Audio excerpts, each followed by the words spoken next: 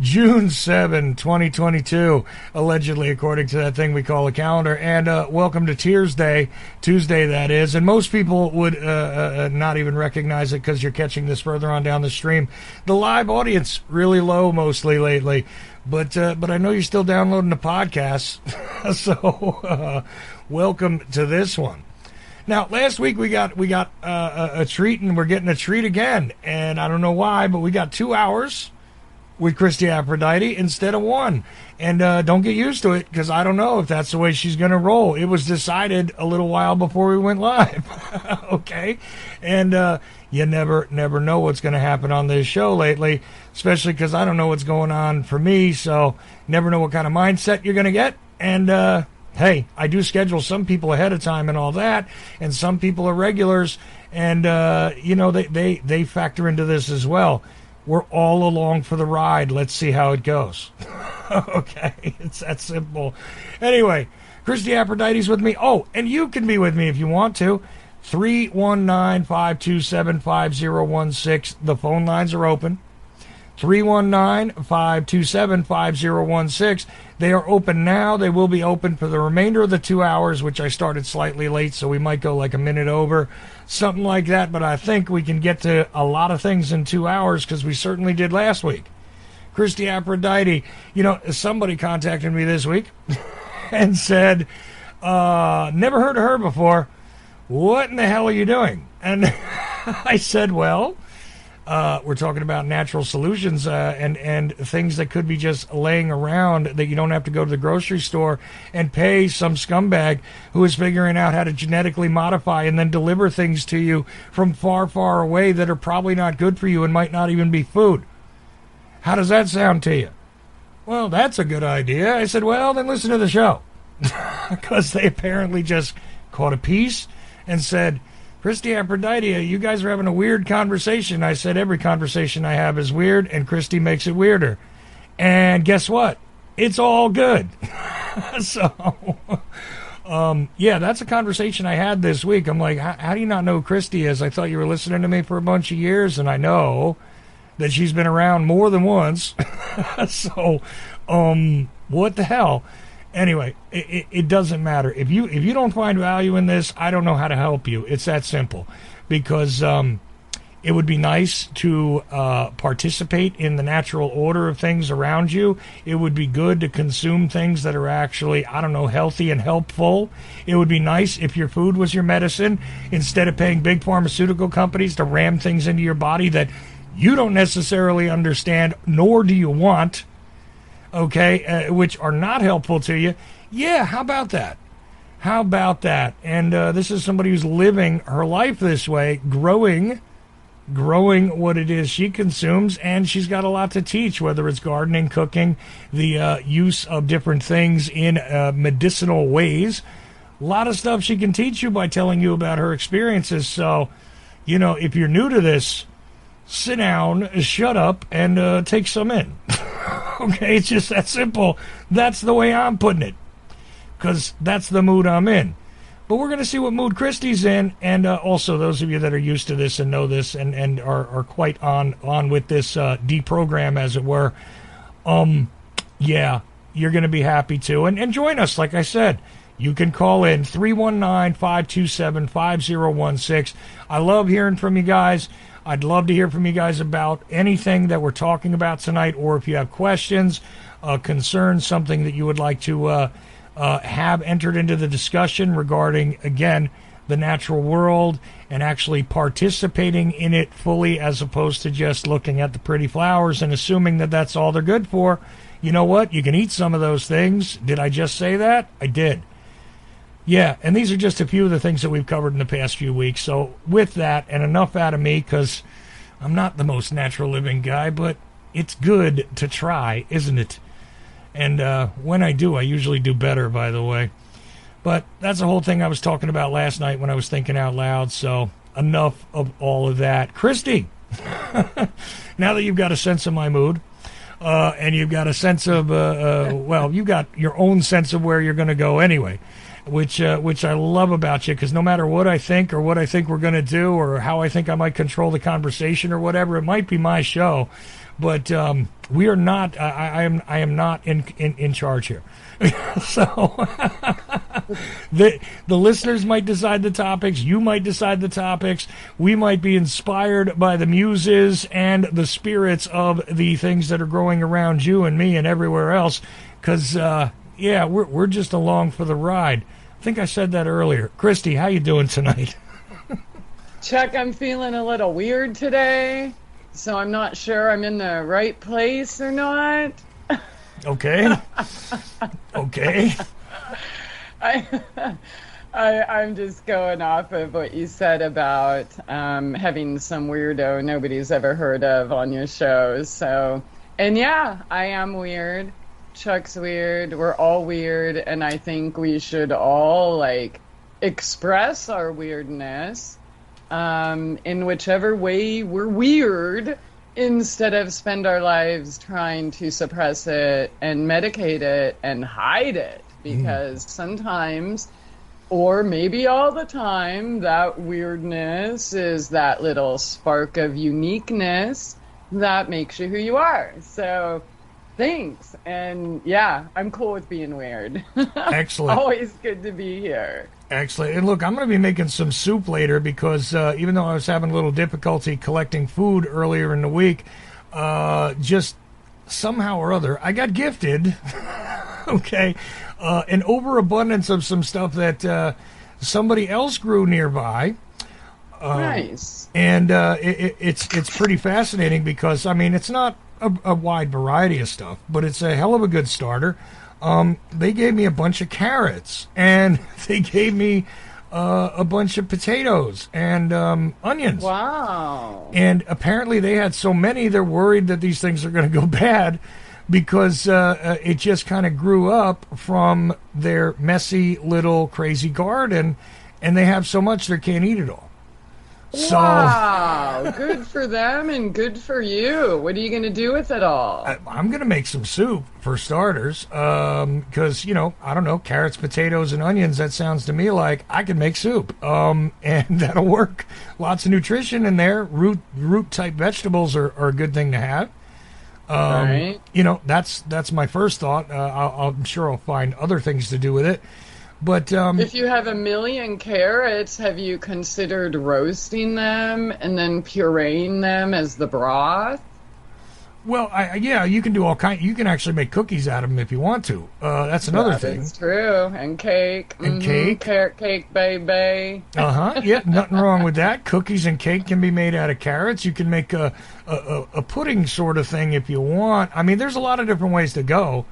And also, you can just roast them and eat them. There's nothing wrong with that either. Oh, I love roasted everything. Yeah, I mean, and while you roast it, you can add other flavors. And, that's right, we can add other herbs.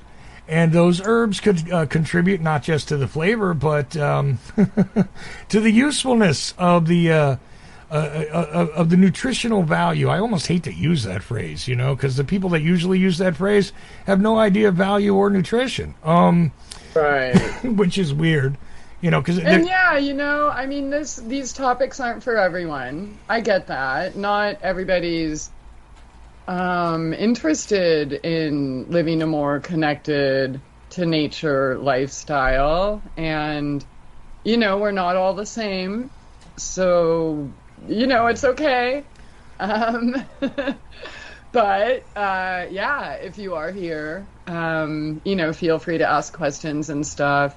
I think we can always talk about flowers and herbs and such, as I've been harvesting and preparing a ton this week of every kind. I just picked some hollyhocks today to make medicine with, as we talked about, I think the last 4 weeks, flower power type topic, and how all of these beautiful flowers we're used to seeing in springtime, from wisteria to rose to lavender, peonies, lilacs, forsythias. I can't even remember all of them. Gardenias. But they don't just smell nice. They're absolutely food and medicine. And, with rising prices and cost of living and everything going on right now. I mean, that 8.5% inflation that they are claiming is an absolute joke. Everything has more than doubled. And I posted a little video, hopefully you saw that last week, when I had a craving for an avocado. And I bought 4 avocados, 2 creams, 1 of those deli piece of smoked salmon, and 2 of those small little fruit juices that when I don't have time to eat or whatever. It's a nice luxury item, and I just, whatever. I was grateful to have it. You know, as a luxury that item... wasn't even one meal.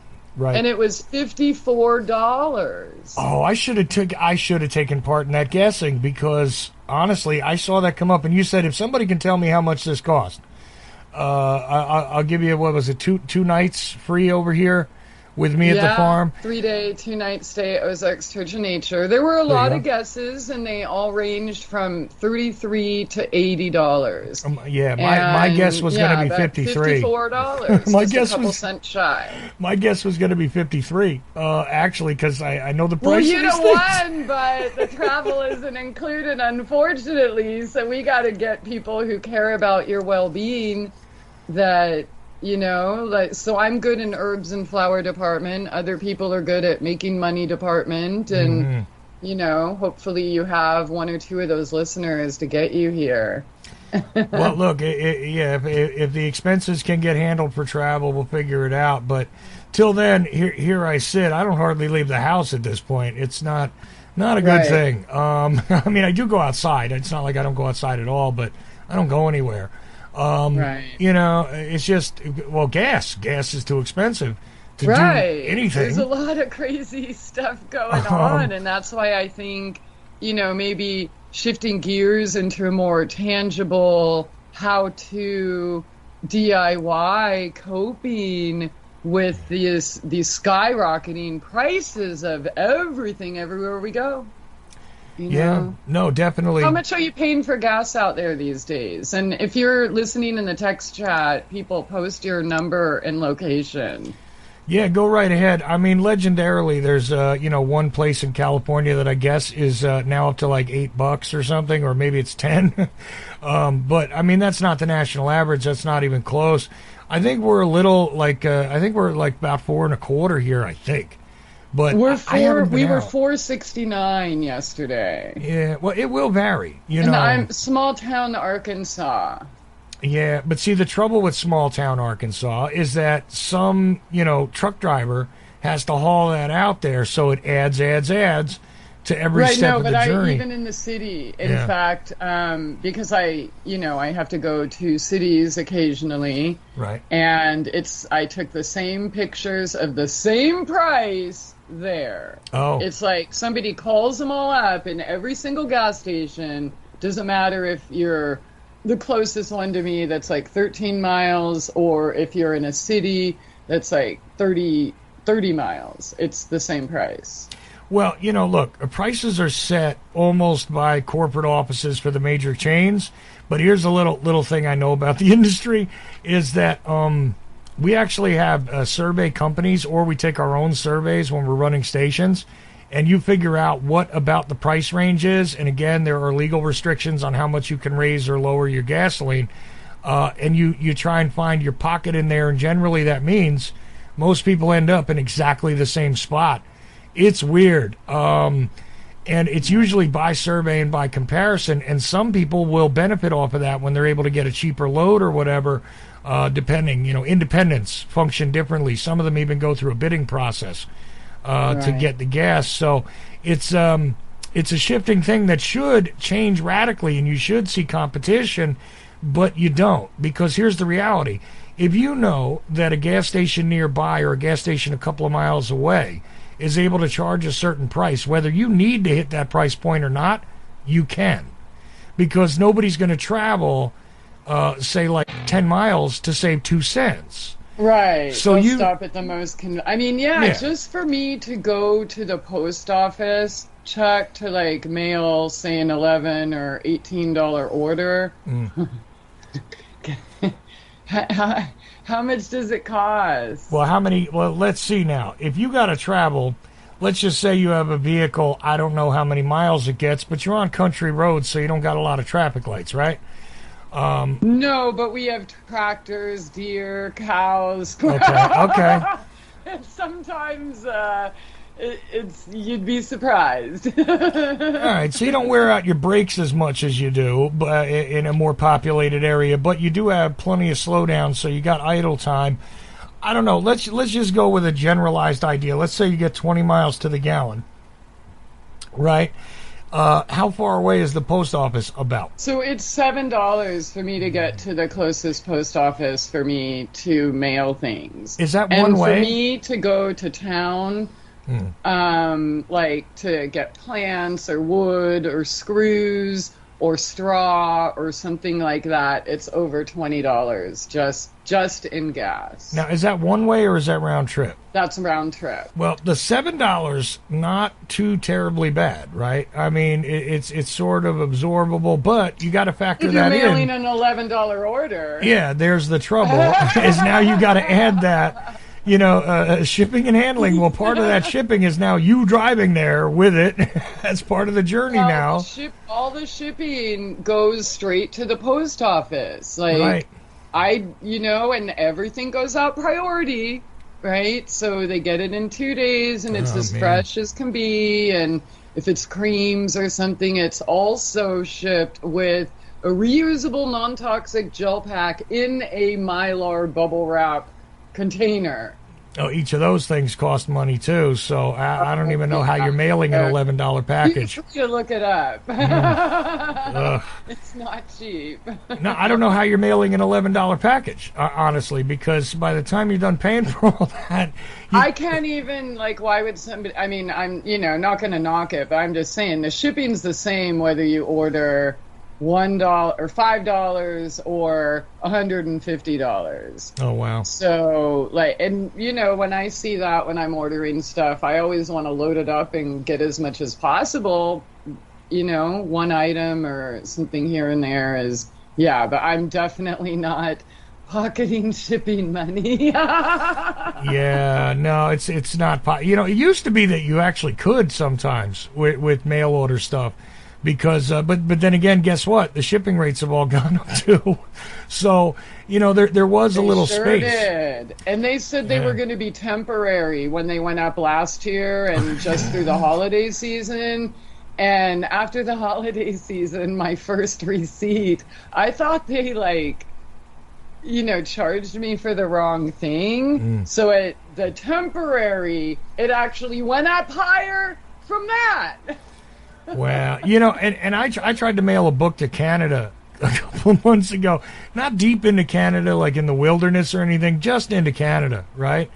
And, it was like $30. Oh, yeah. It was a book. Yeah, the out-of-country shipping is astronomical. A book. Yeah, Christie, one little package is easily $30. I've had a couple in the 27 or 8. Yeah. Maybe for one little tiny thing. But yeah, it's always 30, 40, 50, even higher. Yeah. No, I know. Initially I sent Kim to the post office, but I sent her there with a $20 bill, thinking, well, how much could it be to send a book? Wrong. They used to have something called media mail that was super cheap, and you could mail books and CDs or pamphlets, information, things like that. It was a separate category. They also reduced the number of size boxes you can use for the priority, so I use the priority again because it gets there in 2 days, most places, right? And 95% of the places, and it, everything you can fit in the container is the same price. Right. So that usually works out. But they had this one size that was a little bigger than the bubble envelope but that's no more. So it goes from like $10 up to, I think there might be one that's like 16 or 17, Right. but we're talking domestic here, Yeah. you know, not out of the country. Yeah, no, So, out of the country, it's insane. But no, but I realized this. I mean, I remember when I was really active in mail order with a record company. $5 was fair for almost everything we could possibly ship, because we actually didn't have to spend the full $5 usually, and it was priority back then too. And right. and the same principle applies. Yeah. You stuff the package, and that package is the same price. I've seen those things go out heavy. I mean, because CDs, along with jewel cases and everything else, there was a time when those things were heavy, and that's when I was shipping. So 10 CDs was actually a fairly substantial weight, but I could send that, or I could send one record in the same package, and it would be the same price almost. And it didn't matter about the weight because it was the size of the package, and they had their standard sizes. Right. But well, listen to how crazy this is too. So I used to be able to send priority and everything quick in my own that I bought yellow bubble envelopes, right? Mm-hmm. And it would usually be less than their packaging, right? Right. But now even the smallest of those yellow bubble envelopes with one tiny little thing in it costs more than using the big bubble wrap. So I'll just, if it's just one or two things, then I'll just fill it up with the air bubbles, Right. Yeah, so I can't even really use my own damn envelopes anymore. No point. Well, I could, but I pay more. Yeah, no point in it, because even the small one that used to fit like one CD or whatever, like roughly the size of a small comic book in total size, right, in total area. That thing is more than one of their priority envelopes now. It doesn't matter, so forget it. And media mail, they still do that. Problems. Let's talk about solutions, right? So the reality is that prices everywhere across the board are skyrocketing. Mm-hmm. I honestly, when I bought those avocados, cream, one piece of salmon, and juice at the grocery store for $54, it hurt my heart, because I'm thinking, how are people eating and surviving? That wasn't even a meal, and feeding families and such. So, and it's not all bad. I'm sure this is an unpopular opinion, but let me tell you, I don't have to point out that there's an overabundance of overweight and obesity in the United States. Mm-hmm. I'm not saying people should starve themselves or anything, but what I am saying is that this is a good opportunity to really streamline what we need versus what we want. And if we're going to make it through this inflation and that's not going to stop anytime soon, and still be able to pay our rent and things like that, it's kind of natural that we're going to have to chip away at some things in our life, right? And so, some people, like bodybuilders or, weightlifters and stuff, I know, like, they'll eat, or at least used to eat, like, for calories. They were just fixated on number of calories. Didn't really care too much, where they come from. But I think now we need to be focused on nutrition and getting the most bang for our buck. And I'm not just talking in food and beverage and medicine, but everything we use across the board, right? Whether it's cable or a phone or subscription services or insurance services or, different things that we have that we don't need. And I went through this long ago as a single mother and in a wheelchair and no help, okay? So the first thing, clearly, that I had to do was reduce expenses, right? And so we really are at a time that we need to start thinking about that, right? People's paychecks are not increasing. Like for me to get a job doing what I do best, which is in, restaurant service, food, and really it's kind of, I mean, I don't have skills in the normal, appreciated skills in the normal world, right? So the best job I can get around here is $7.25 an hour. And clearly that's not cutting it, right?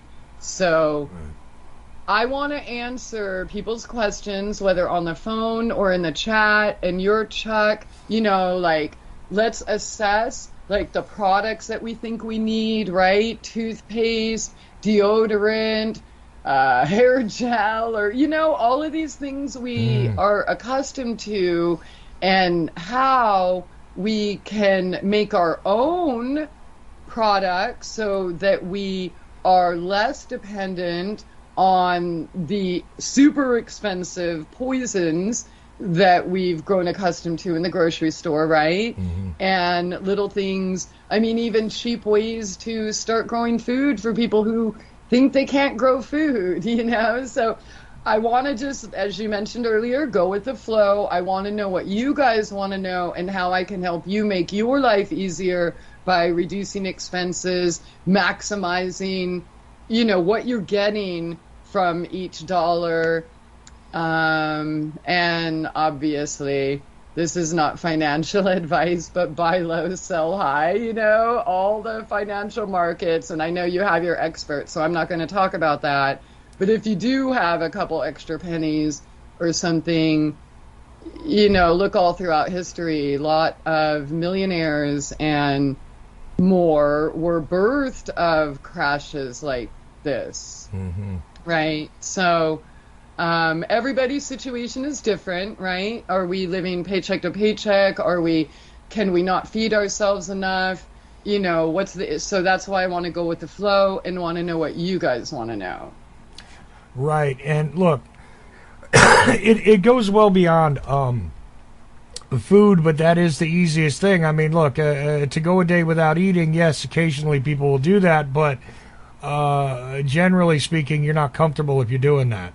So getting the most bang for your buck that way is the most clear and obvious way to begin to change things. Look, because if you're doing it on a daily and you can figure out how to even save $1 on the daily, that turns into 30 at the end of a month, right?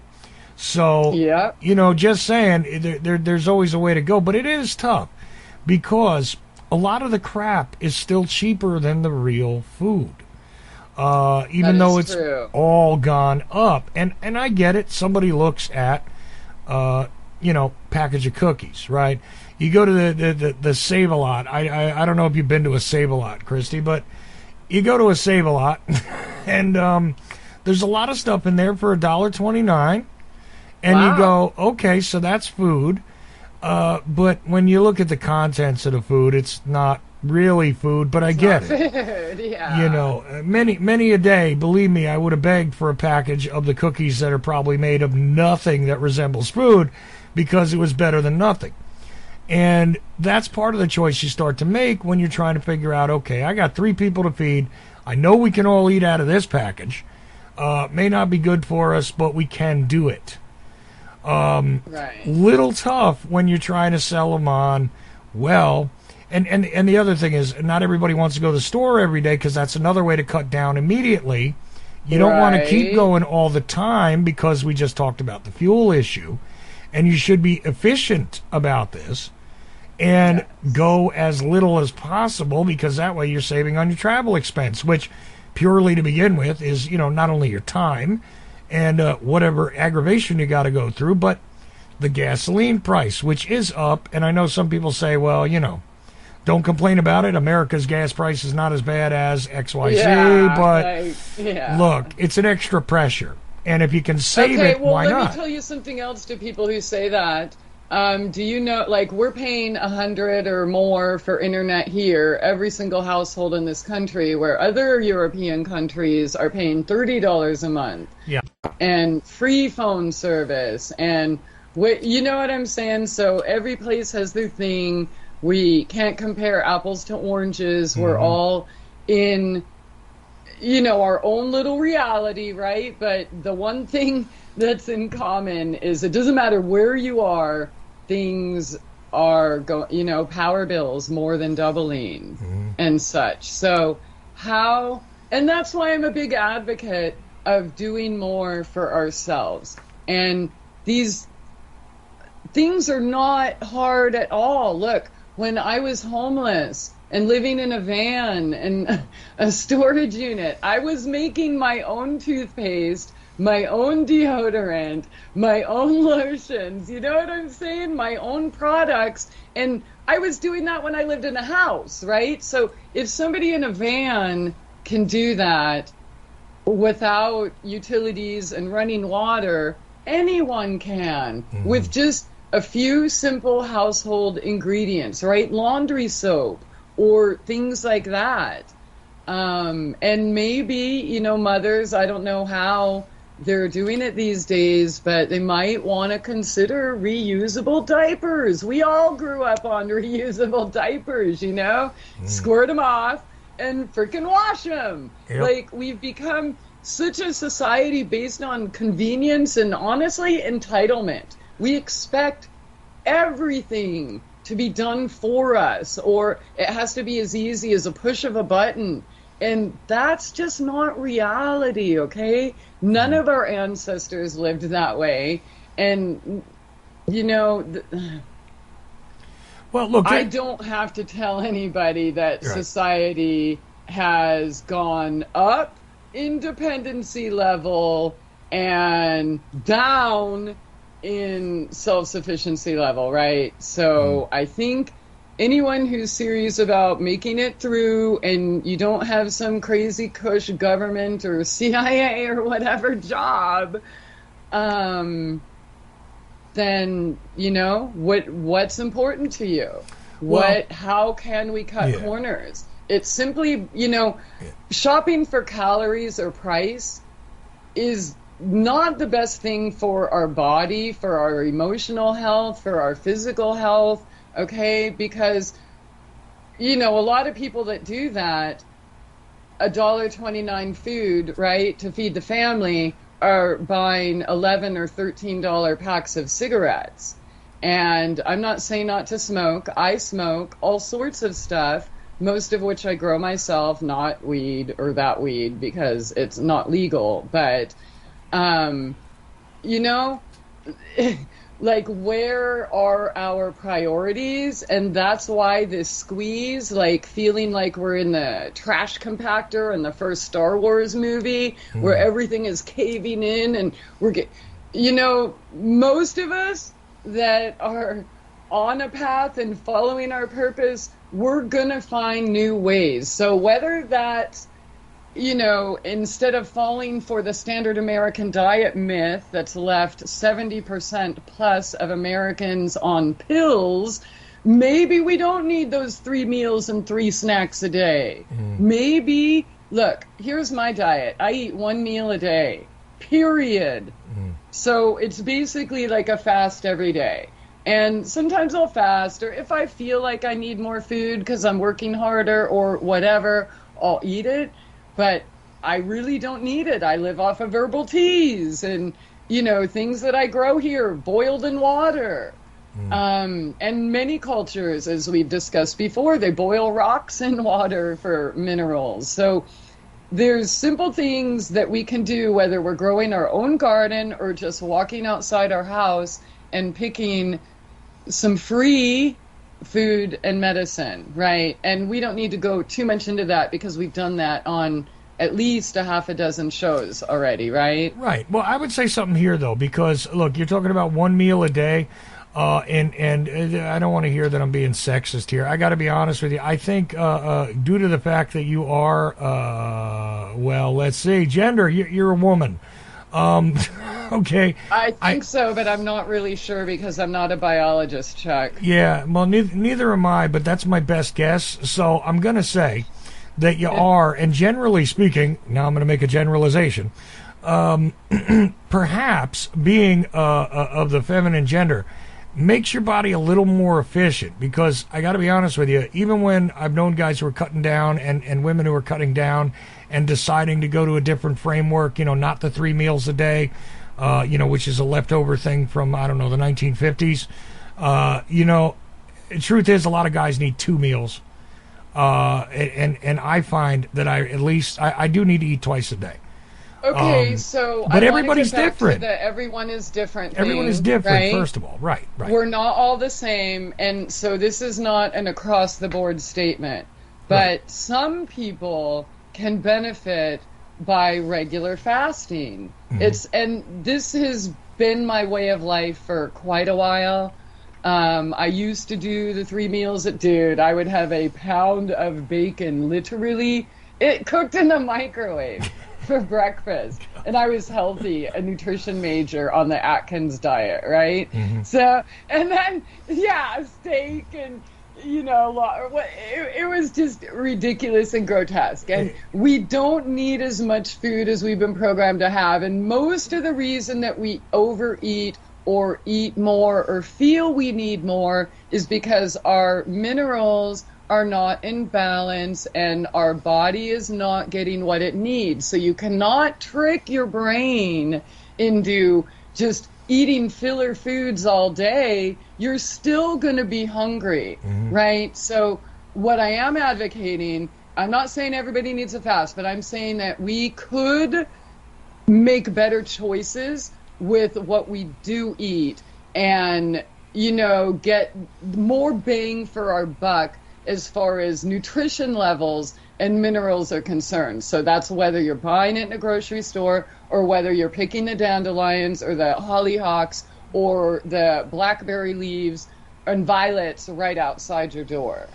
Yeah, hollyhocks, by the way. You mentioned them twice now. I'm just curious, what are the positive points of those? Because I don't know them well.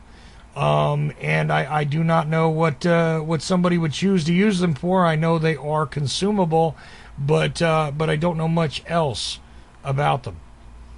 Okay, so they're also known as mallow, all right, if people have heard of that. And, mallow is what people make marshmallows from, right? So it's part of that family.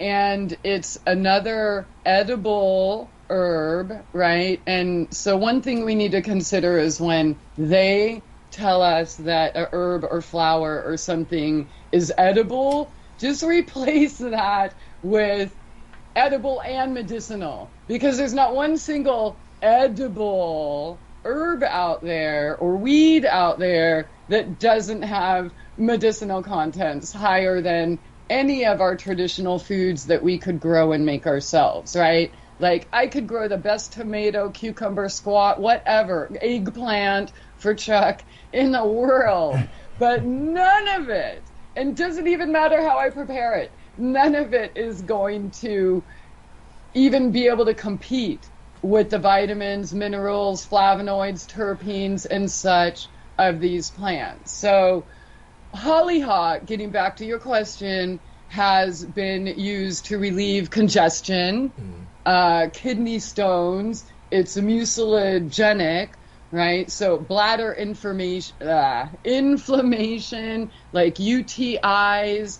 I might have said kidney stones, kidney disorders. Right. Also, I think I said chest congestions, fevers, hay fevers, including bronchitis, fevers, colds, just pretty much like echinacea and many other herbs out there. Some people make like a swish to if they have like sore gums or a sore throat. And it's also used as a wound healer. And by the way, you can use the entire plant, including the root. Some people believe that the flowers have the most medicine, the higher medicinal contents. There are reports on PubMed.gov and various other places, Science Direct, WebMD, etc. Right. But it's also used as a wound healer because of its anti-inflammatory properties and used somewhat like a plantain or yarrow where you can put it directly on your wound. So yeah, yeah, there's so much. So listening to you very carefully. No means, well, I want to break in again because listening to you very carefully over the past many weeks, I happen to notice something, that there are a great many common plants that can grow wild and grow in various regions. Of course, everybody's region is a little bit different. If you're in the U.S., which is where most of the listeners are, but one of the common things I keep hearing you say is anti-inflammatory. Yeah. Now, that is a curious thing because one of the most common issues where somebody has pain, and I'm one of these people with chronic pain, and certainly when I can control inflammation, even though I don't have arthritis, by the way, but arthritis is, one of these issues that is very common.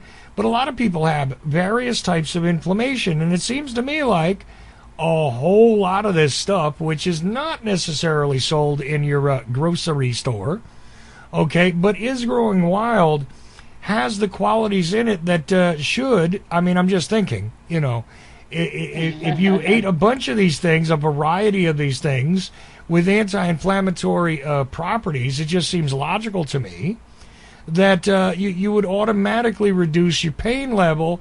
And right. There's a reason why I'm bringing this up. It's an absolute fact. In fact, the one common denominator of all types of pain is inflammation, right? So the more wild foods you get, so basically the wild foods in nature will undo or may help us. Like after you eat the stuff in the store, you have to go to nature to, hopefully counteract some of those negative effects. But yeah, Chuck, I'm glad you pointed that out and noticed it, because I can't think of one single herb or flower out there that doesn't have that property, and probably 90% have published studies on its efficacy against cancer, AIDS, like all of these things that we're told no cure for, right? So yeah, I have yet to find one weed, tree, anything out there that has no medicinal content. Right. Well, not one. Interesting thing, including the so-called poisonous ones. Right. Now, interesting thing, we are taking calls, and I know I mentioned it at the top, but we do have a caller, and we could have more if you listening right now live, if you're hearing us at about, 8:45, I guess, here in the Eastern time zone, what we used to call America, on Tuesday, June 7. God, I'm all over the place here. Anyway, if you're hearing us at about that time, you could call in. So it's June 7, 2022, and it's just about 8:45 where I'm sitting in the eastern part of the U.S., okay? But we do have one caller, and I encourage others, 319-527-5016, and like to stay, in the corridors of the topic, if you will, but bring up whatever you like, and let's talk about the natural application of things that may or may not be growing wild or that you could cultivate, etc. I think all of these things are valuable, and of course we started talking about how it is you could save yourself some money, and I'm just thinking to myself, again, if you cut down on your inflammation, I know naproxen and some other stuff, even though I saw a study, I think it was this week, about acetaminophen, which is in like everything. One of those things they tell you, it's okay, it's safe, it's great for pregnant women and all. Nope. That always frightens me. But that's what they tell you until they tell you otherwise, because these things change. We just found out. Yeah. Supposedly. But anyway, leaving it at that, I'm just saying, if it seems like you could consume things that have all sorts of benefits, multifaceted, and you could interlock them to create less of an inflammatory situation, I don't know, seems like the logical thing to do. But let's go to the caller, Christie, okay? Yeah, absolutely. Okay, so it's the 724 area code. I have no idea who you are, but welcome to the show, and how are you? Hi, Chuck. My name's Kevin. I'm a first-time caller, and I'm really enjoying your shows with Christie. I've only been listening since you started this series with Christie, and I just really don't have a question per se, or I don't know if I can add anything to the conversation, but I just felt the need to call you guys and say, this has been incredible, the information and the knowledge that you're sharing, and screw these people that don't get positive and solutions, right? Because we know everybody loves negative news, but I'm just trying to call to say thank you, and I feel like I could compile a book on just the shows you've already done. It's been incredible.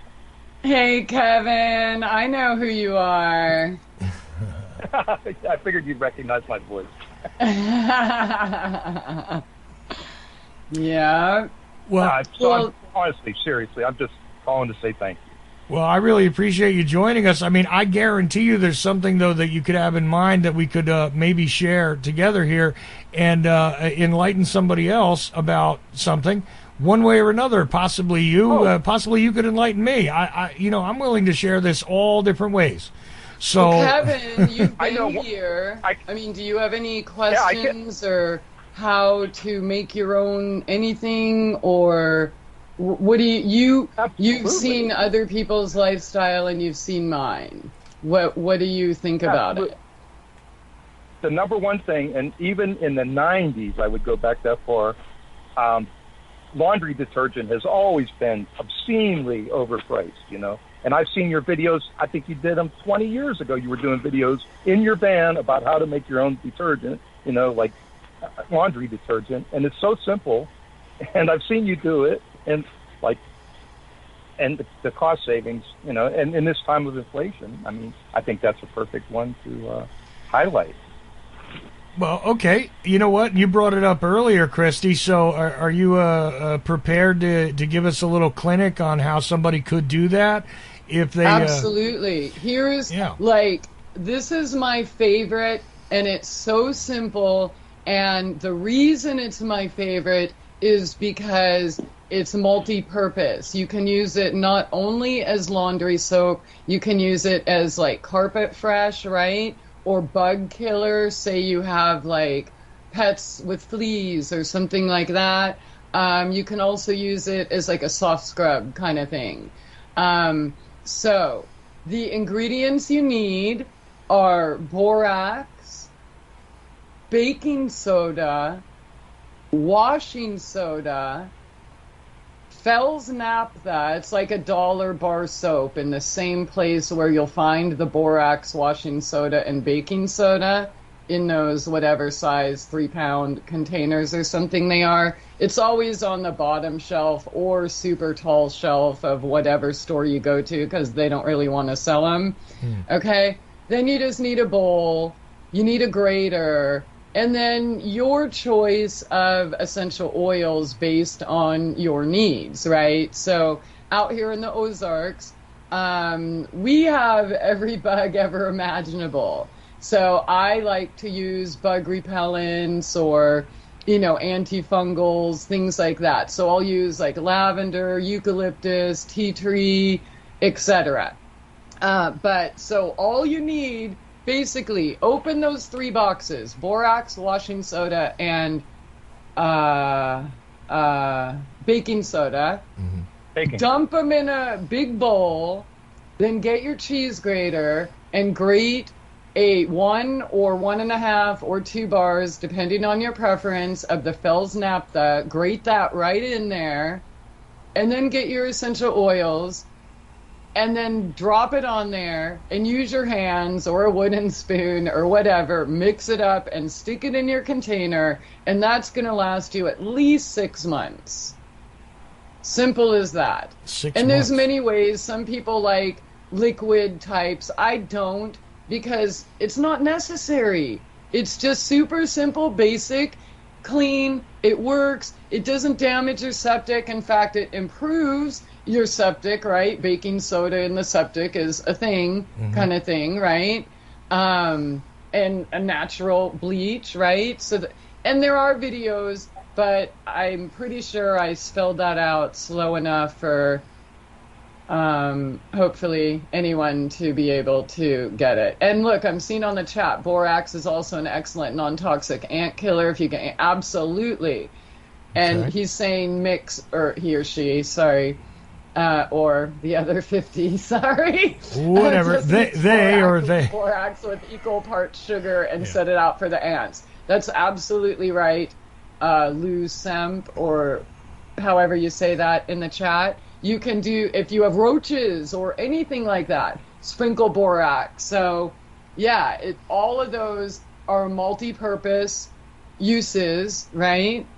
And you're not going to have any toxic chemicals. And a lot of people with skin conditions, dermatitis, things like that, they don't know. You know, they always think that they're allergic to something that they're actually not. And many times people break out after they use a new soap just because of the residue on the clothes, right? Whether in a laundromat or some of the commercially available ones, right? So people that I know personally who have had bad reactions to laundry soap, whether because they were on the road or they didn't know better or whatever, they switched to this and they had no problems.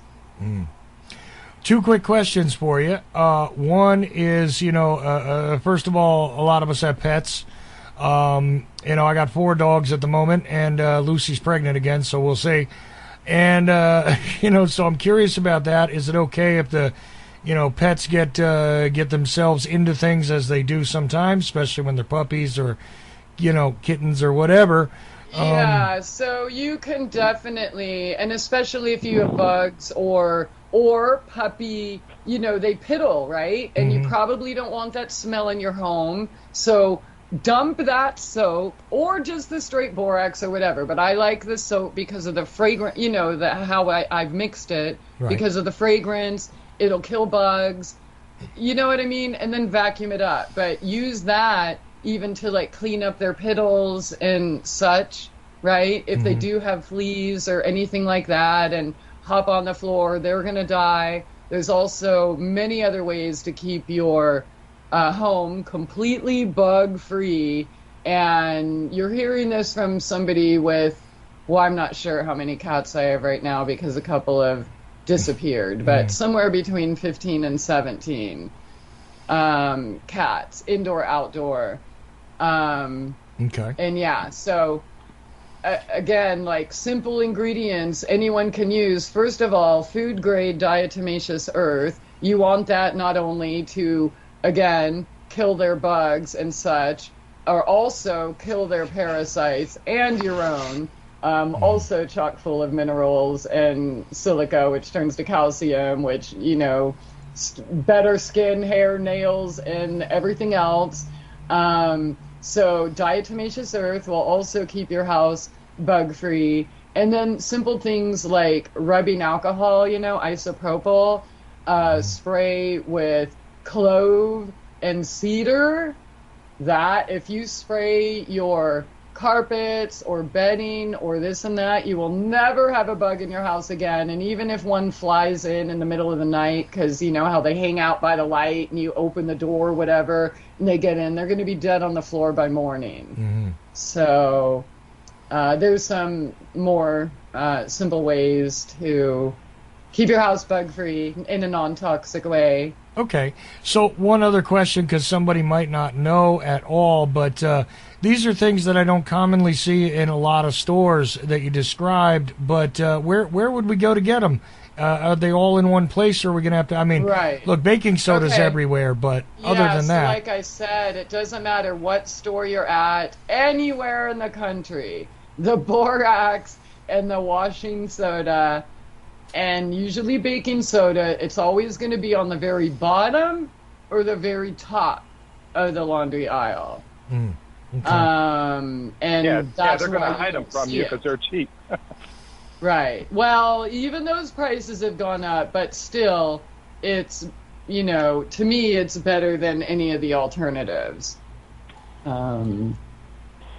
Yeah, so there, and the Phil's Naphtha bar soap, that'll be right next to that. So in any store, any part of the country, usually the super bottom shelf, but a couple times I've seen them at the top.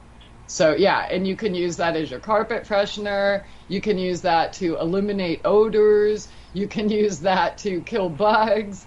You can, there's so, and then to scrub your toilet, or, it's multi-purpose. Yeah. Not that you need the full recipe to scrub your toilet, because you could just be using baking soda and white, cheap distilled vinegar. And by the way, you don't want to use that vinegar for like pickling, or you don't want to take it internally, but it's an excellent cleaner. Right. Well, it's interesting because they're how they always had those $19.99 and they're now $29.99 products out there, as seen on TV. It's interesting to me, over the past couple of years, they're actually marketing a bug spray which is almost altogether essential oils and a few other components like vinegar, and they're saying, look, this is way better, but it's just one of these like niche products out there, and they want you to keep ordering, obviously your refills through them, which I think is part of the situation there. But this stuff so we can can make be made, our own, right? Inflation and all of this stuff, and I tell people, like, if you have pets and indoor, outdoor, and you seriously never want to see a bug again, don't buy your stuff from me, because I can't produce it in the type of quantity that you need to keep your house bug free at an affordable price, right? So go buy like the clove and the cedar essential oils, like for the best price and the highest volume out there. And keep in mind, you're using it for spray. You don't need top quality, right? You're not taking it internally. You're not you're not putting it on your skin. But buy those at Bulk Apothecary. And I don't get anything for saying that. I'm just saying that's where you can get the best price for bulk quantities, and they have multiple different types, so get the cheapest.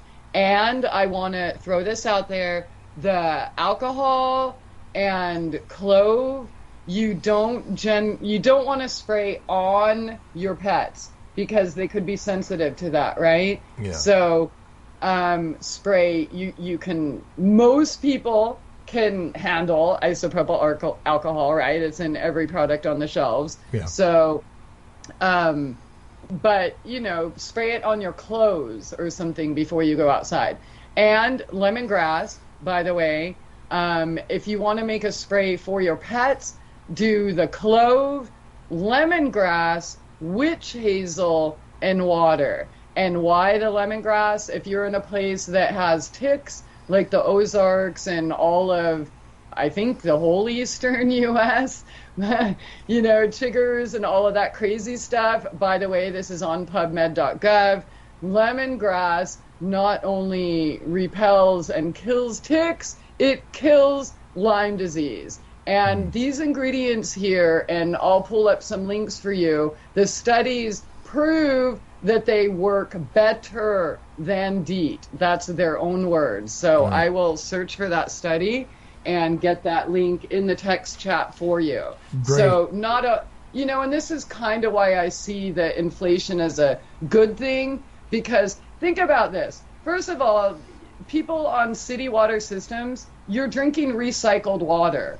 So why do you want to put those crappy chemicals there anyways? And those of us on septics, it basically goes out to the land, right? So we don't want to kill stuff. So finding out how to do things that are better and cheaper are almost always non-toxic and has a million other benefits. So, one last silly question I have about the laundry soap, and then we're going to go to a break. We've got another caller. We could take more in the next hour.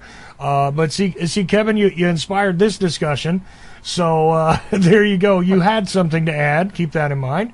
And everybody does. Oh, I guess I did. Thank you. Yes, you did. But I have a question about that laundry soap, just really quick. For the most part, okay, now everybody's pets are different. I know, some pets are sensitive skin, they're overbred, this and that, I know. But generally speaking, sounds to me like you could use that laundry soap to wash your pet too, a little bit. Or am I wrong about that? Because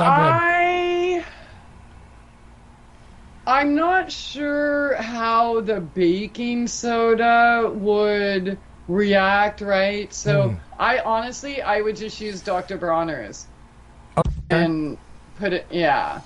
You can use Dr. Bronner's soap for anything, really, everything. Okay. No, fair enough. That's why I asked, because I really didn't know, but it sounded to me like it might not be so bad, but I guess I didn't consider the baking soda. But baking soda is also in and of itself something that's useful in a lot of ways. Right. So I don't want to say yes, because what if they have sensitive skin? What if they have, bug bites or wounds, flesh wounds, which happen to my cats all the time in the Wild Wild West, right?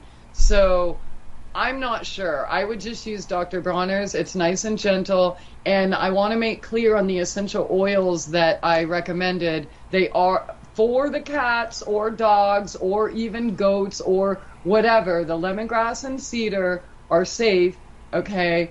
And what's important to know about them is that they kill bugs, right? So there's all sorts of other repellents that people use, like geranium or lavender or mint. And by the way, don't use mint on your cats. They hate it. And, it's not good. Rosemary, things like that. But they're just repellents. So these recipes I gave you are the easiest, quickest, the nicest smelling and effective, and get it done. Boom. There's no need to add any, you can spray your animals with lavender and it smells good, but it's not going to kill a bug. Right? Okay. Yeah, and where you live, Chuck, and where I live, and other places in the South where you have those bugs just all around you, look, get a spray bottle, put some water, some alcohol, and some peppermint essential oil, and just, like Logan's Run, dude, shoot on sight before they ever get near you, right? And that will kill them mid-air, especially if you have a lot of alcohol in there. Alcohol kills every bug. So there's that, right? So you can use heavy amounts of alcohol, plus it's quick drying. But it evaporates quickly. So I bring that bottle with me because flies hate peppermint. They also hate basil and anise. So if you had, say, basil, anise, or peppermint growing in your garden, you could just hang sprigs everywhere, right? Or get an essential oil or diffuse them, or even an infused oil. I have infused lemongrass and peppermint and lavender, and I'll just put those directly on my skin, right? So... Well, look, there's many solutions. Yes, fair enough. And we're going to continue with these solutions for about another hour. We're going to take a break now, okay? And we're going to get to the caller on the line, but you could join us, 319-527-5016. So far, Kevin has called in. We got one waiting. Who knows who might join us next, and who knows what direction we might go in. We're going with the flow tonight. And so far, we've talked about the economics of things, a way to make your own laundry soap, and, a few other solutions that could be offered to you that are a whole lot more natural and economical. How about that?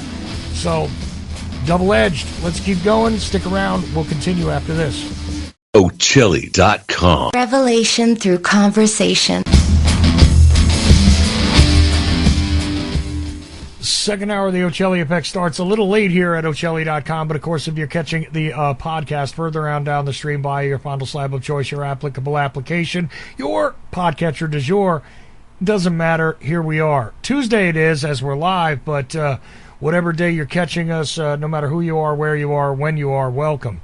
But anyway, we are taking calls here. It is about 11 minutes after 9 p.m. in the Eastern time zone on a Tuesday here, which is June again, 7, and interesting times we live in. So anyway, Christie Aphrodite's with me. We are talking about natural solutions, and gratefully we've gotten her for 2 hours again this week. Don't get used to it, though, because she's only really supposed to come on for 1 hour. Hey, I love it there. If I can make time, I totally will, as long as your people don't think I'm too weird. No, listen, weird is good, and I'll share a secret with you. I do what I want on the show anyway, and sometimes when it irritates people, I'm even happier. That's right, it's your show. So I will. Sometimes irritating people is actually more fun. And frankly, that's true. And they actually like it more. Yes. Because if they were really that irritated or appalled, why listen? That's what I keep asking, and I never get an answer to that. It's like, I can't stand you, and I listen to this, and I realize as they reference things, I'm like, you listen to every show that week, and you're pissed off. So 10 hours you pissed yourself off. What am I supposed to do with you? Your biggest fan. Yeah. Yeah, they spend more time watching the people they hate on than they do what they love, No, I know. Which I think is hilarious, but whatever. Not my circus, not my monkeys. No, it's okay, and some people, appreciate pain. I do not, just saying. I mean, look, if you enjoy it, I mean, you do you. But anyway, look, we're not talking about that tonight. Yeah, different night. Different night. Who knows? Maybe one of these nights I'll just get a bottle and catch a buzz and have one of those conversations with you. But that'll be a totally different show. Anyways, Kevin is with us, and he inspired the discussion about laundry soap. And before I move on to the next caller, is there anything else you want to get into here, Kevin, or should we move on to, I think it's Chris on hold, and anybody else who wants to join, 319-527-5016. If you're hearing us live, you can join in, inspire a conversation, add something, or ask a question, whatever you like. How can we live a little better and maybe not spend as much money and, God help us all, do something a little more natural as opposed to just swimming in the chemical sea of the things that are actually destructive. So how about we focus on that? So, Kevin, anything you want to add, or should I move on to the next caller? And I'll leave you on, but, let's get around, see what else we got. Go ahead. Let's see if Chris can talk laundry soap. Oh, okay. Let's see. Okay, so Chris, sorry it took a little while, but we got some instructions about laundry soap and a few other things, and I like it. I had a few open questions because I'm not entirely familiar with making my own there. And anyway, maybe you got something else on your mind. What's happening? Hey, what's going on? It's a good show. Appreciate that. Yeah, no, laundry soap, making your own. No, I'm not really familiar with that.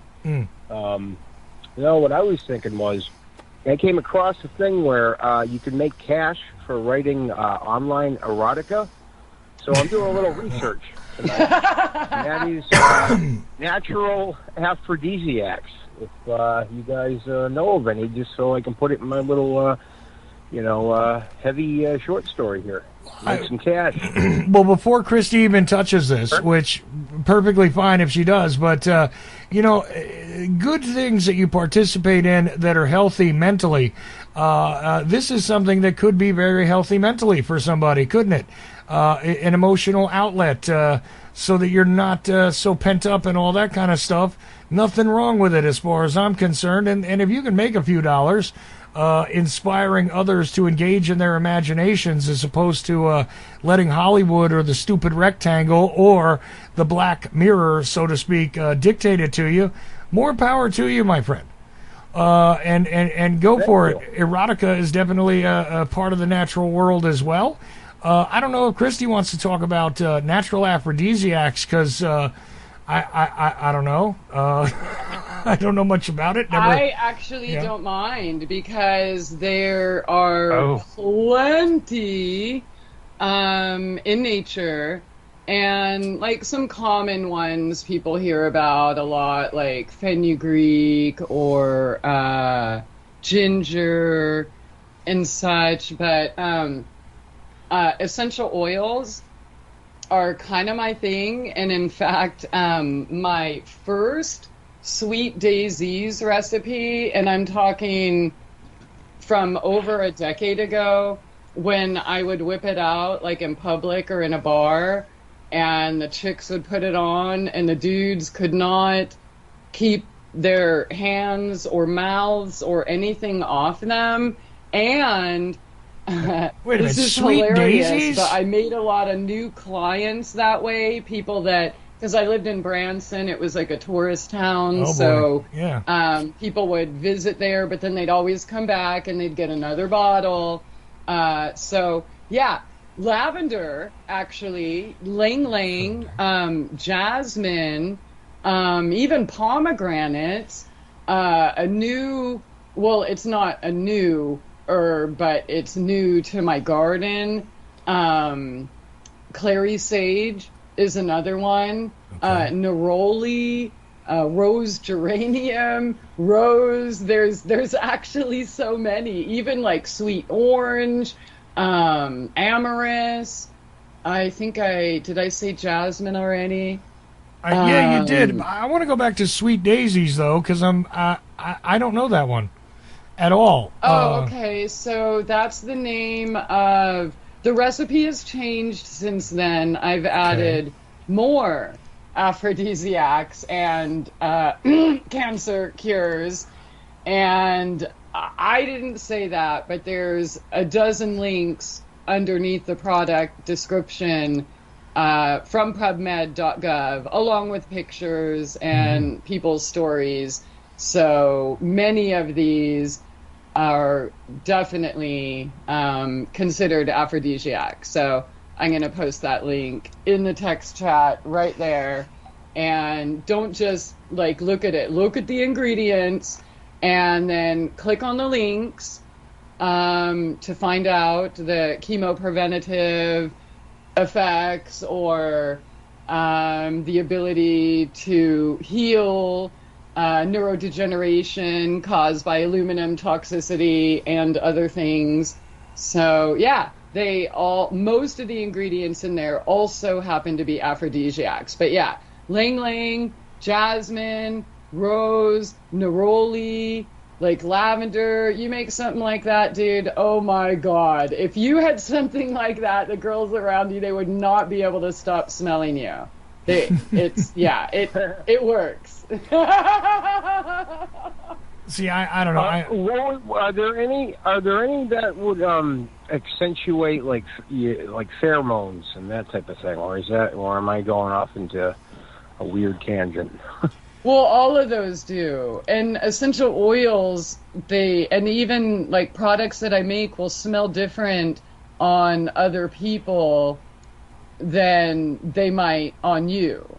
But yeah, so like foods though, like I said, you could eat like more fennel or more ginger or let me think, saffron, even pistachio nuts. What's that? Ginkgo biloba. I planted a tree, but it's super small. Maca, fennel, things like that. You could eat more, but if you want like an instant, oh my god, I gotta eat you right now kind of thing, then that's where you need like the aromatherapy. Oh, and pomegranates is another food, allegedly. Strawberries, chocolate, there's a million that are alleged to have properties to increase your libido, right? But in the aromatherapy department, the scents are definitely sensual, invigorating, intoxicating.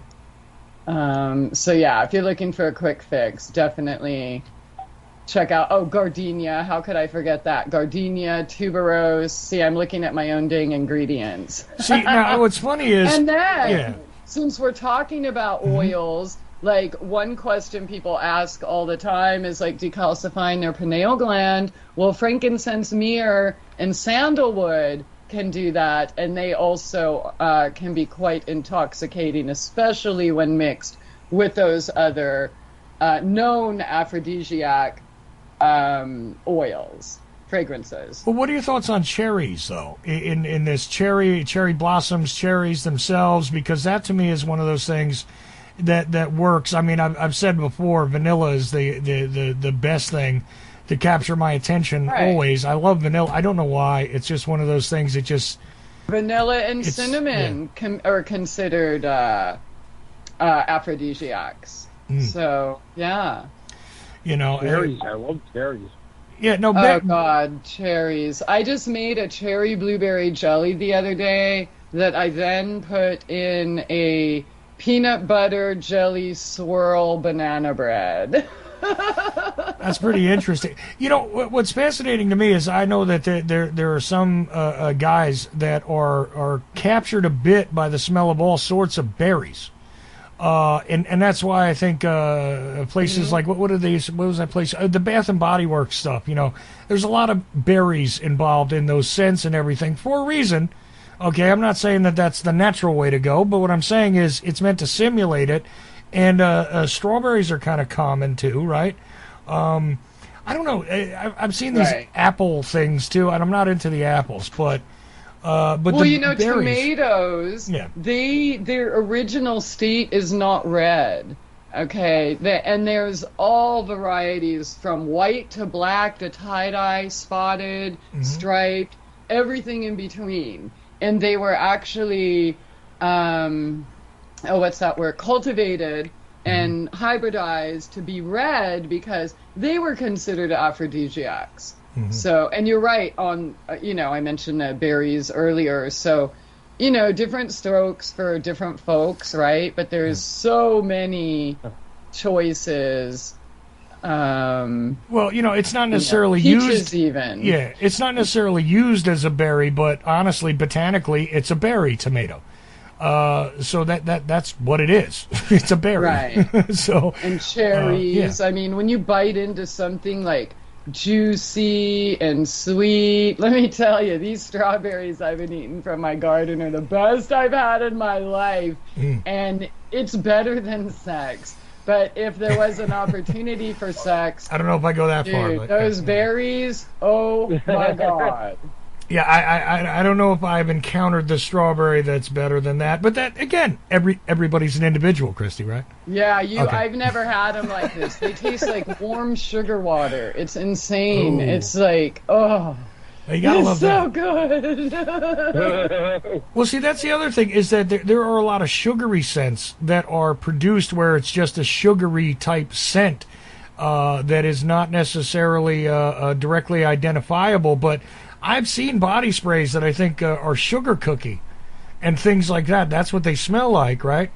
So a sweet scent in essence can easily be something. And again, everybody's an individual. It might evoke different things in different people, but what you're talking about is all sensible. I find it interesting because it is, again, a healthy thing to participate in. So, you know, like I said, from a psychological standpoint, it's also solid. I mean, I enjoy the scent of vanilla anyway, but also it works for me that way. We do have another caller. So I don't know if you want to continue on. Go ahead. I feel like Horshack and Welcome Back Kotter at the moment. Okay. So aging myself. I have my hands up. I'm like, oh. Okay. Do you have the massive throw to go with that? I just wanted to ask a question. Now that Chris has topped my laundry detergent question, I have to interject this question. Sure, Kevin. Go ahead. With erectile dysfunction being all the rage these days, I'm wondering, are any of your products, Christy, like topical that could be used for sexual enhancement or like sexual enhancing sexual pleasure? I knew this show was going to happen. Was that wrong? No, okay, so you asked, so I'm going to tell you, and I'm going to post the link and with the review. Hang on, let me look it up. So I have what's called a Pain Be Gone Dream Cream, and people that are into super stimulation, you know, and this was found out accidentally, and of course when they called to tell me, I couldn't help but laugh my ass off. Let me post this here. But it's a serious thing. And it's real and it's important to them. But yeah, so they were reaching for a different cream and accidentally got the Pain Be Gone. And the Pain Be Gone is full of, let's see, cinnamon, clove, anise, ginger, turmeric, peppermint, wintergreen, menthol, and a bunch of other ingredients, including comfrey. And anyways, so I am looking for, here we go. I'll just read her review. Oh, okay, and then I have something to add after you do that. Just Okay. go ahead. But you're not a sex doctor, right? So I'm not the sex doctor. So Pain Be Gone is witchcraft, LOL. This is my go-to pain cream. It's super efficient, not overpowering, and 100% organic and homegrown. I don't know how she concocted this formula up, but I suspect she had some help from Mother Gaia herself. I have degenerative discs, and sometimes it's debilitating. I've lost use of my hands and arms for a period of time due to it. The pain is not only unbearable, the nerves are affected also. I have a huge cabinet full of creams, Bengay, Biofreeze, CBD rubs, Tiger Balm, even super expensive top-notch rubs. Nothing has alleviated my pain like Pain Be Gone. And I don't smell like an old lady when I use it. I smell like a damn fairy. Well, what I feel like a garden fairy would smell like. This stuff lives in my purse and goes everywhere with me. A true game changer. Side note, I accidentally discovered one evening that it can be an exhilarating, intimate companion. So after that, I'm like, okay, dude, we're going into business, and kind of talk to them about it. But yeah, super stimulating, like super long, 30, 40 minute, like, yeah. Men and women were both just as pleased. So there you go. If you're into that kind of stuff. But I will add this. Do what you like to yourself, but my piece of advice is to make sure that if a partner is involved, that they are fully aware that there could be added sensations here. Because how did we get on this topic, man? Aren't we supposed to be talking about surviving inflation? Well, we were, but this is the way it went, and thanks to Chris, this is where we're at. So let's continue. And Kevin helped. I'm all right with that. It's okay. Welcome, America. No problem. But we're doing this the right way. I'm just saying, you need to inform the partner, whether they are male or female, that there may be added attractions here, because not everybody is going to appreciate said stimulation. Okay, notice how I'm walking around this very carefully. And why am I saying this? Because I know it to be true. It is something that you want to make sure if another person is involved, which they may not be, and that's all fine and dandy too, but if they are, let them be aware that there could be added things happening here, because not everybody will like that or require it. So you might want to be just cautious with introducing it into a situation. Don't use any herbs without, thoroughly researching and consulting with your health practitioner. Oh, yeah. But, I mean, even outside, at all times, that should be maintained. But what I'm saying is, in addition to making sure. Oh, there was someone else I just remembered. Yeah. He had an issue with his. Oh, I forget what it was called. Let me see if I can find it in the testimonials. Okay. But he used to also put it down there. Mm-hmm. Well, a lot of this stuff does increase circulation, okay, and that is one of the key factors here. No matter what your set is circulation. I mean, so. It makes sense that this is a workable thing, but again, your results may vary. You may not require it. You may not enjoy it. So just be cautious introducing somebody else to it. Make sure they're fully aware and informed as well, okay? So that's all I'm saying. I did find it.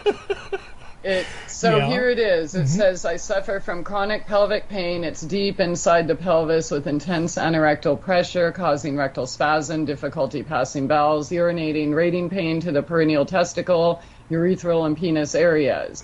6 months of hell so far. Physiotherapy, steroid injections, nerve blocks, and tons of meds offer little help. This cream is working wonders. If my pain is down, the spasms calm, neurological sympathetic guarding, and I'm able to use my faculties with greater ease. I feel like a Bengay type of burn, but softer and smoother. You can feel it penetrating for a couple hours. Knowing it's homemade and pure with no toxins brings more peace of mind.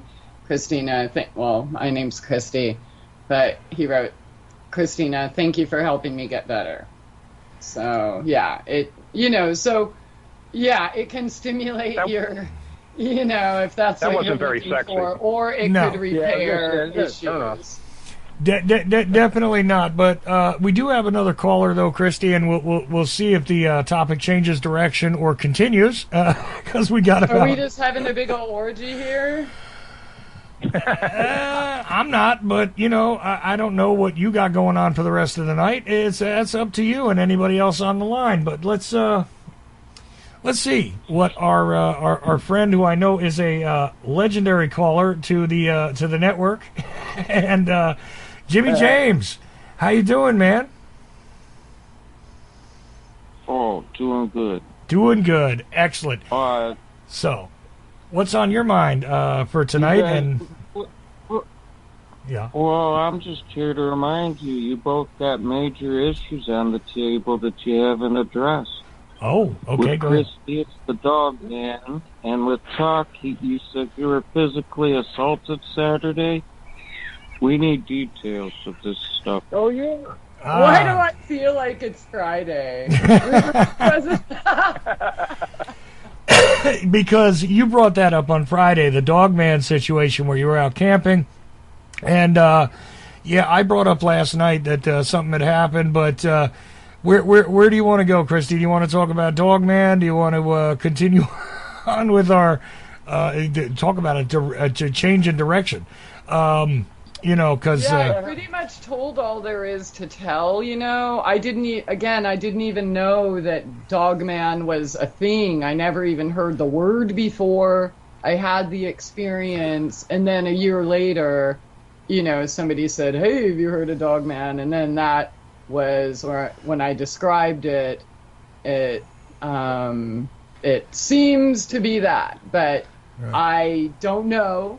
It was dark. It was just like a shadow of a figure and more of a energetic, come an inch closer and your dessert kind of thing. So I ran or backed off and then hurriedly walked as quietly as I could. And I told you about my friend who actually might even be on the line here tonight, who was, when I'm telling him, get in the car, he thought that I was mad at him for not being out there enjoying the dark forest. Okay, well, look, housekeeping... Yeah, I'm the dumbass that was referenced. Okay, That fair wouldn't enough. get in the car, and I'm panicking, but not panicking, because I couldn't, even use my voice, right now. I'm just, get in the car, get in the car, get in the car. Okay, fair enough. So, but that's pretty much all there is to the story, because you never there's actually... no big, cool YouTube story or late night radio, there's no blood, there's no guts. I was terrified. It sent chills through my spine. It was the most creepy entity, I don't know what to call it, experience thing, whatever I've ever encountered in my life. There is a guy on YouTube... The only trauma... The only drama involved in that story was me being just a dumbass, being like, "What's wrong?" Just standing up there, let him eat me. Let me stay out here and get eaten. I have been in these situations. Yeah, no, I've been in these situations. He's kind of a contrarian. So if you say go, he'll stop. If you say let's leave, he'll stay. And, there wasn't time to explain that there's some weird thing that I can't explain that I've never seen or heard of in my life that wants to eat us. Just get in the car was all I could muster up. Right. Did you have the aphrodisiacs on?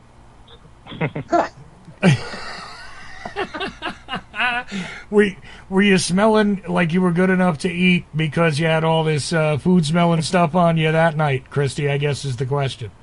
I was wearing my Hiker's Peak oil, which I wear in the woods, and I designed it so you smell like the woods, so you're not supposed to be eaten by bears, but apparently dogmen didn't know that. Ah, okay. He missed the memo. Gotcha. Well, who knows, because she didn't see. Could have been anything. But, right? It could have been, but those chills through my spine didn't just happen. No, I understand. But yeah, no, I'm not. I have no agenda to push. I'm not attached to is Dogman real or not, or versus a werewolf, or versus Mothman, a Bigfoot, or knows, versus a Sasquatch, or a Loch Ness Monster. I don't know. I think they're all real, probably, right? I think there's truth to all of it, and my experience happened. So you can call it whatever you want, but it happened, and it was not a bear, and it was not a wolf, and it was not a wildcat or wild pig, and it was half man bear pig, half werewolf, half Tasmanian devil, half evil as I have ever seen. That's a lot of halves. Yeah. No, I get it, and hopefully. Look, there's a lot of stuff there, and I'll tell you one thing. I am certain that there are beings that are not defined that kind of just seem to slip in and out of reality. I'm certain of that based on certain things I've seen, and I don't even know how to define some of the things that I've seen. So it's a possibility, and I'm the blind guy, by the way. So, but often when you're out in nature and you don't have the distractions of the white noise of the civilization, so to speak, you might take notice of things more often that might slip right on by you in other situations. So anything is possible. I don't know what to make of your story exactly, but I believe you. That's all I can tell you. I got 12 awards. Oh, you did? So tell us about that, Jimmy James. Yeah. I reported what I seen. So I put in the log, seen a pterodactyl. Oh. Wow. And then later on, the chief at the time, he told me, he says, "You idiot, that was a crane." And then later on, he showed me one. Yeah, it was a crane. Well, that happens too, where you don't necessarily understand what you're looking at. People have thought they saw some crazy creature, and it turns out it was, just a really large dog. Strange things like that. I've seen that. I've seen that. But you never can tell. And the thing is, unless you film it, good luck trying to figure it out. And even then, sometimes you film things and it's ambiguous as to what it is you're looking at, etc. So you never can tell. I didn't know we were going this way, but a lot of things in nature, and you don't necessarily understand or know how to classify all of them, whether they're animal, vegetable, or mineral, right? And I don't know of any non-tox dogmen repellents. Well, there is, we don't have a solution for that because we haven't had enough experience with dogmen, right? There is dog repellent. Wouldn't that work? I don't think it's a real dog. Well, there you go. I don't even know how it would got that name because there's nothing about it that looks like a dog. Okay. Well, the ones in Michigan, based on what the Indians said, basically what happened was it's like a man who was cursed to turn into a wolf. Like 1,000 years ago, there was some brave strutting around, and he seen an old lady, and he said, "Greetings, hag. You look very beautiful today." "Thank you, young brave. Do you mean it?" "No." "Ha ha." And she said, "Oh, that's very amusing, young man. And now let me show you something amusing." Poof. Ooga booga. Now he's a dog man. Yeah, so I want more a Jimmy James werewolf, but not a theater. wolf. Hmm. It looked more. Huh? It didn't really look like a werewolf. You know, like hunched over, like Tasman. You know, not like a real dog or wolf to me. So You Yeah. know, I This always is take a up lesson. I always take a lesson from these kind of things, and a very good one is be very cautious about which woman you decide to piss off, because you never know what you're going to get out of it. So that's a lesson I take. Thanks. You know, all right. So anyone have any nature-related questions or inflation solution-related how-to? Well, I still wanted to know how Chuck got beat up on Saturday. oh, I didn't get beat up. Now. I didn't say that. And I said it off the top of my head when I was thinking out loud last night. And I don't know. I think I should save that for Friday, maybe. But if you really want to know, I mean, I'll just give you a condensed Elevator pitch. condensed story, unless you want to wait for Friday. What your I want choice? Both. Just give me the one sentence synopsis for now, the cliff notes, and then we'll save the real Yeah, deal little for taste. Friday. All right. Well, it comes down to this. Yeah. It comes down to this. Kim's daughter was staying with us, not my daughter, but hers from a previous marriage. And they got into a fight rather suddenly, which I've tried to stay out of the whole thing while she was staying with us.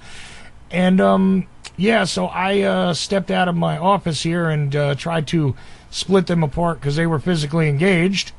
Let's put it that way. And when I did so, I got punched in the eye twice for my efforts. And Hey, that's what cops say. Cops say don't ever fool with family. What do they say? They say, oh, man, you go to these domestic disputes, you get killed. yeah, well, I'm stupid like that, and I just wanted to disengage them from each other was all I was trying to do. And so I got hit twice. And look, the good news is that I didn't snap to my normal reaction, which, frankly, my PTSD had me conditioned for many years. And it might have been a quick flash before I even knew what I was doing, and somebody might have gotten harmed by me. That would have been my normal reaction. And in this case, I thought I just thought it, but apparently I said out loud, are you kidding? You're actually hitting me? Yeah, I didn't react violently and continue to defuse the situation, which I'm kind of grateful to the mushrooms for having allowed me to reorganize my instincts, because my normal instinct would have been I would have had probably both of my hands around this 20-year-old girl's throat and done some damage before I even knew what was happening. But that didn't happen. Instead, I was controlled, and I took the hits and didn't react violently. So there's the good news on it, and the Cliff Notes version. How's that? And we can talk about it more on Friday if you like. Nice. I mean, terrible. You may that need happened, to hear a but sermon at the Ozarks Church of Nature. Well, I always need one of those. So, I mean, listen, I do not live perfectly according to plan. Wish I could, and and I seriously respect what Christie does over there, and what she is doing, and the information she's sharing, which is why we're doing this. But and we will at some point maybe have a discussion between me and Christie about the psilocybin. But I've already done a series on the experience, and I'm still experiencing positive results from it. I have a great deal more control. Which is what the PTSD was wrestling away from me. And it is something that occurs naturally on this planet, psilocybin, which I was gifted from some listeners who I will not name, even if there were issues regarding that, I will not give them up. And that's that, because they gifted me something to heal me, and I am eternally grateful, and you saved my life if you are listening right now, and I know at least one of them is. So there you go. You saved my life with a gift, and it continues to keep on giving. So I know that sounds strange. I took 2 punches. You know, I know it sounds strange. I took 2 punches in the face, and I'm grateful, but I actually am. I was the kind of guy that you do something like that to me, I might have killed you. And I don't want to do that. So I'm extremely grateful that I've seized control from that thing which was eating me up for about 30 years. So, and I will continue to remain grateful for it, to nature, to the individuals who enabled it, and everything. Thank you. Hey, that is a big accomplishment, quite frankly. Yeah. I mean, my God, good job keeping your patients under fire. Holy cow. Yeah, I wouldn't have been able to. that was not normally my my default. I mean, I used to be able to do it when I had a job as a bouncer. I could take a lot of crap. I mean, I was never shot or anything. I was cut a couple of times, but it took a great deal of effort to not just, you know, and I'll be honest, sometimes I lost that battle to not seriously harm somebody who was harming me, even though it wasn't my job, you know, to break somebody's arm when they did that or whatever. Occasionally shit happened. So, you know, but it took a great deal of effort to not do that, and this was a lot easier. I had a lot more control of my senses, even though I was being attacked. So that is it was very weird and strange for me.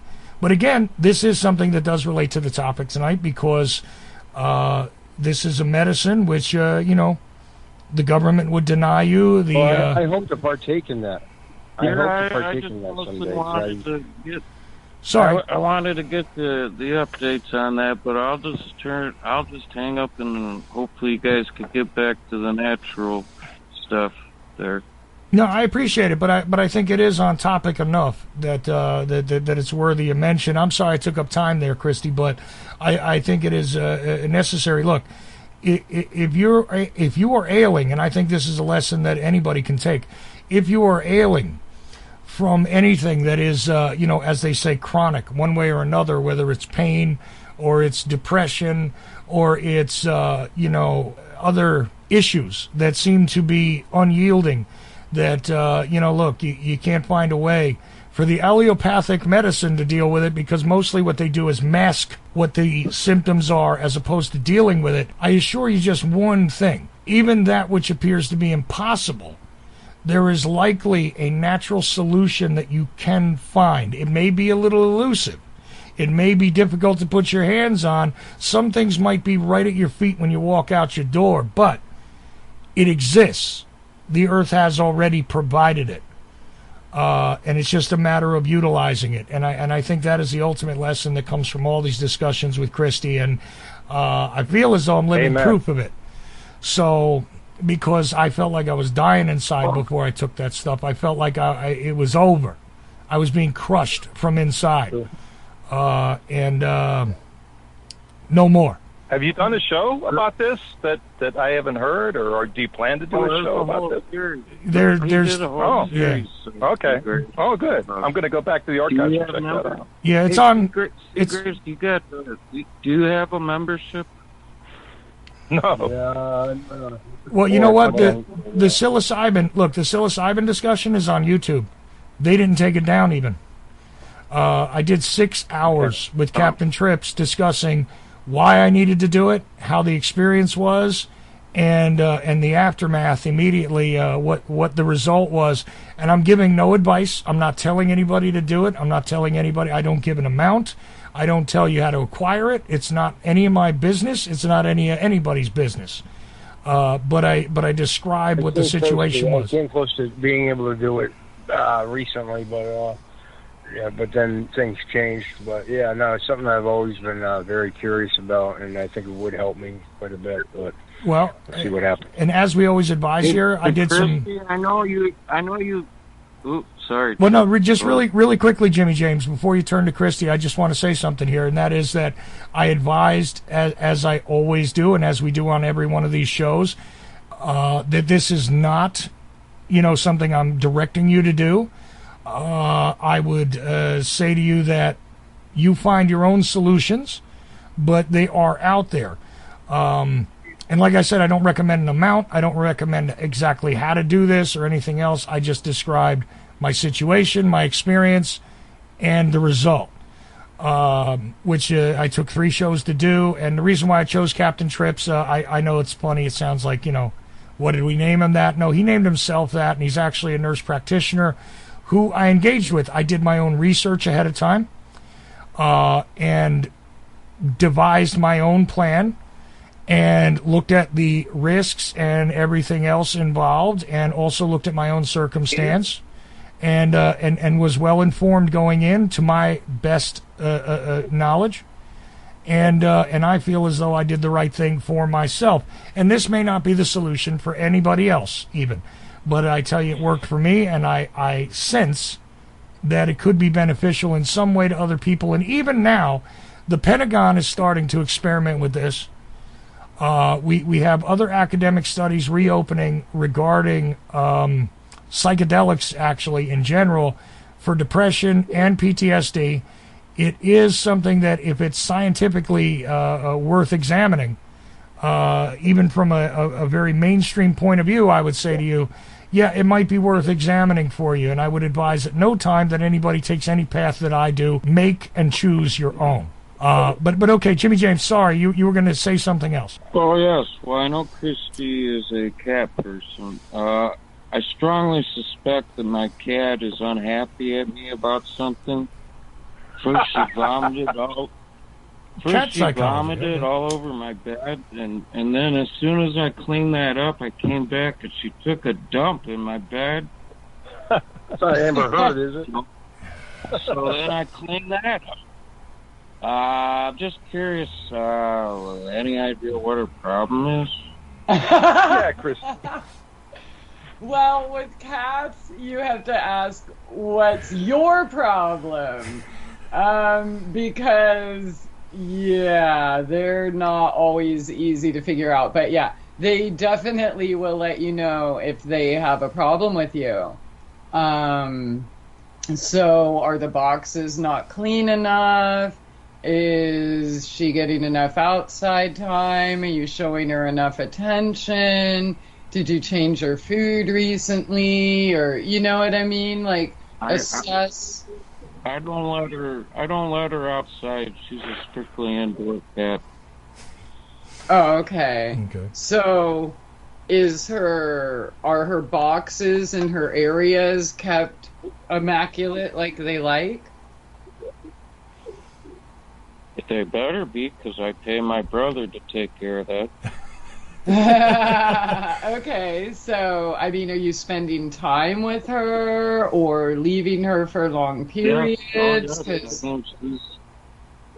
I So I don't spend care what most of anyone my says. time in my room. Yeah, I think Jimmy James spends a lot of time with his cat. Yeah. So does she. Yeah, I don't know. That's, I didn't hear a lot of that. Sorry, he was saying that he spends most of his time in his room, and so does she.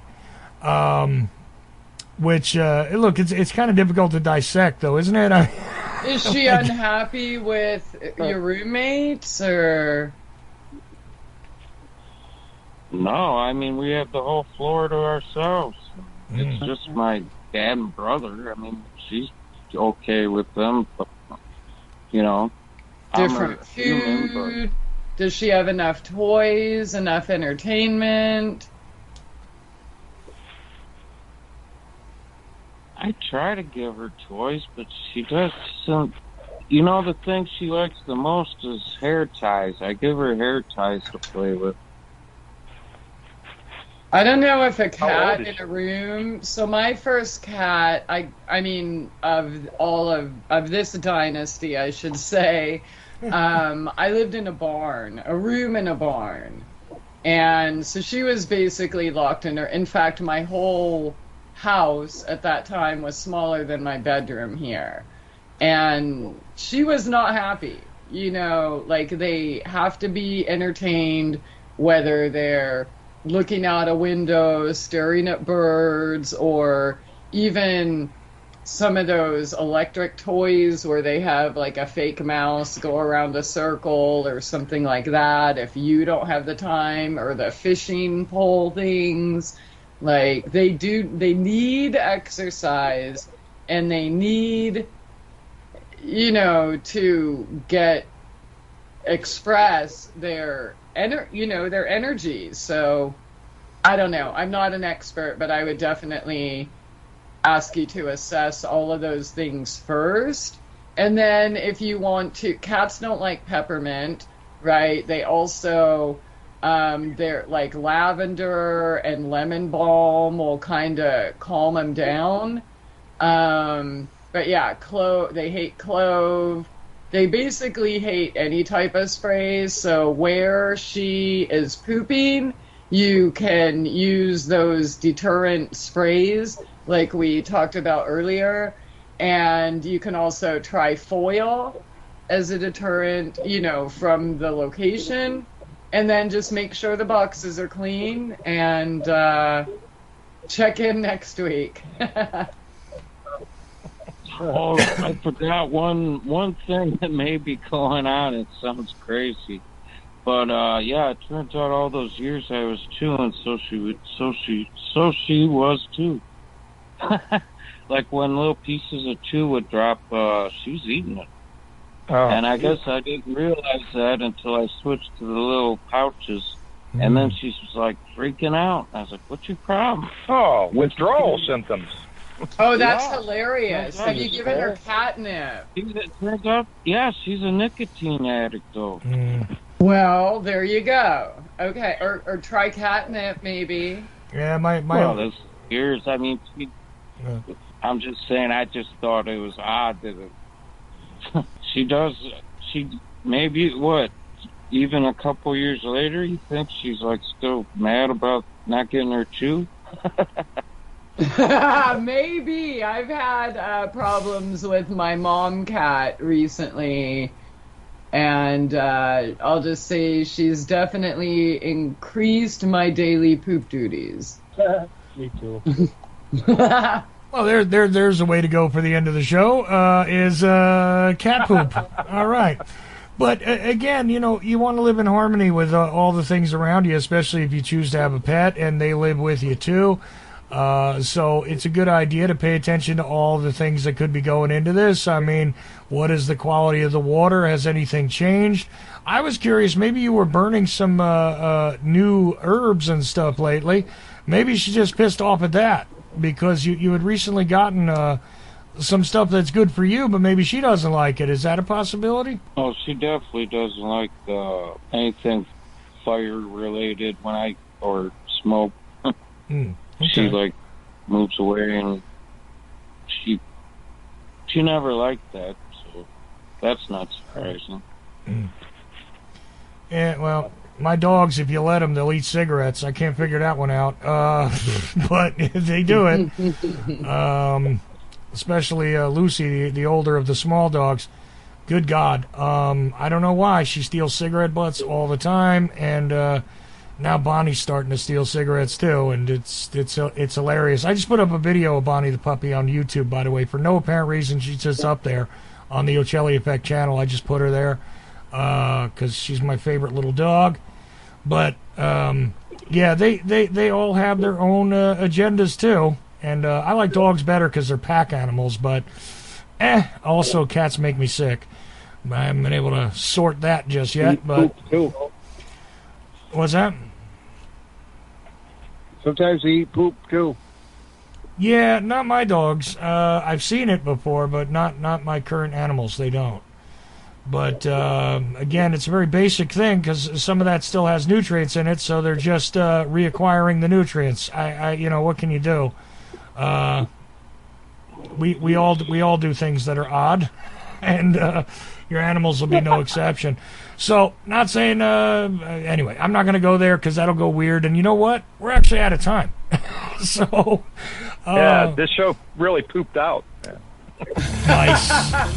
Nice. Christie. I agree. We're going to have to continue this topic because Yeah, we didn't talk about like deodorant, toothpaste, like all of the essentials. People, you know, like we need to give you some tangible information Right, that can make your life easier during these hard times. We only got to laundry soap, right? But there's a lot of other things that you could create. And thanks to Kevin on that. And, of course, Chris turned it into aphrodisiacs, etc. And Jimmy James brought it back around to cat poop. So, you know, full circle. What can I say? christieaphrodite.com. You might be listening to the show over there. It's mirrored in the chat over at christieaphrodite.com. The same chat room I have at Ochelli.com, but also mytrueessence.net. Go there, check out the information first, and make decisions for yourself about things that might be a lot more natural and a lot more friendly to you and everything around you. And that's that for tonight. See you again see you again tomorrow, but be back with Christie next week, hopefully, and hopefully you will too.